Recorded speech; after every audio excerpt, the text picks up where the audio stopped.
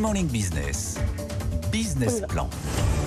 Il est 7h47 sur BFM Business et sur AMC Découverte. Et notre invité, c'est Bénédicte Hautefort. Bonjour, vous êtes la présidente et fondatrice de Scalance. Vous interrogez régulièrement les données que vous avez pour regarder ce qui remonte, notamment dans le dialogue actionnarial entre les actionnaires et les chefs d'entreprise. Les sujets qui vont fâcher ces prochaines semaines, ces prochains mois. On en a ressorti deux, le climat d'abord et les rémunérations. Est-ce que vous avez l'impression qu'on est à la hauteur sur le plan climatique ?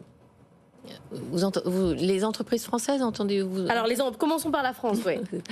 Les entreprises françaises, sur le plan de la transparence des politiques sur le climat, sur le plan des critères de performance de leurs dirigeants, sont très en avance. Sont parmi celles qui ont été les premières et les plus avancées aujourd'hui pour établir des indicateurs quantifiés, quantitatifs, objectifs, vérifiés, ce qu'on appelle les SBTI, les chiffres scientifiquement vérifiés. D'autres pays sont partis pour d'autres trajectoires. Les États-Unis, notamment, les entreprises américaines, depuis 2 ans, pour des raisons politiques essentiellement, n'appliquent plus de critères climatiques dans la rémunération des dirigeants. On a même vu ExxonMobil, il y a 2 jours, annoncer avoir déposé plainte auprès d'un tribunal texan en vue de bloquer une résolution d'activistes pour le climat. Donc, exactement. Là, c'est carrément le mouvement inverse. Exactement. Les entreprises américaines ne veulent plus de critères climat. Et pour d'autres raisons, certains pays européens qui n'avaient pas accès au gaz, à cause de la guerre d'Ukraine, ont redémarré des centrales à charbon. Donc on parle de l'Allemagne, on parle du Royaume-Uni. Pardon, j'ai fait un amalgame sur l'européen. Ces pays-là ont moins de critères climat depuis 2 ans.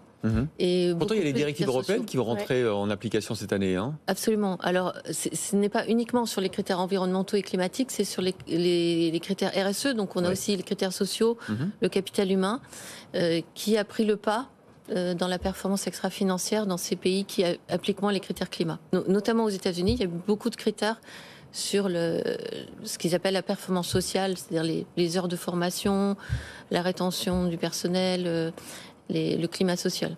Moins d'objectifs climatiques dans la rémunération des dirigeants et des rémunérations qui vont être records.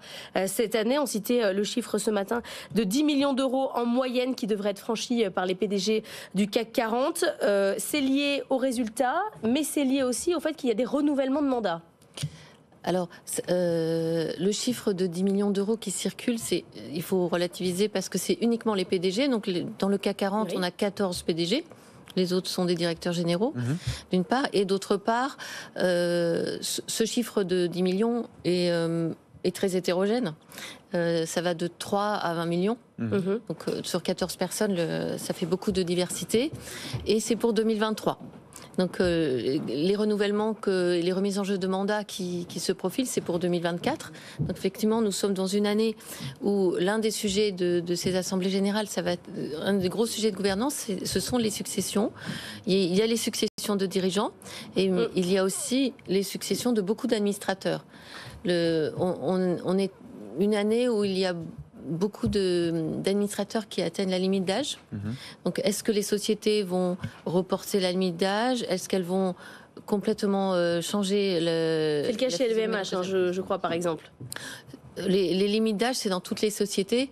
Et donc, cette problématique de recomposition des conseils, on va voir comment les entreprises choisissent leur profil, pas seulement l'âge.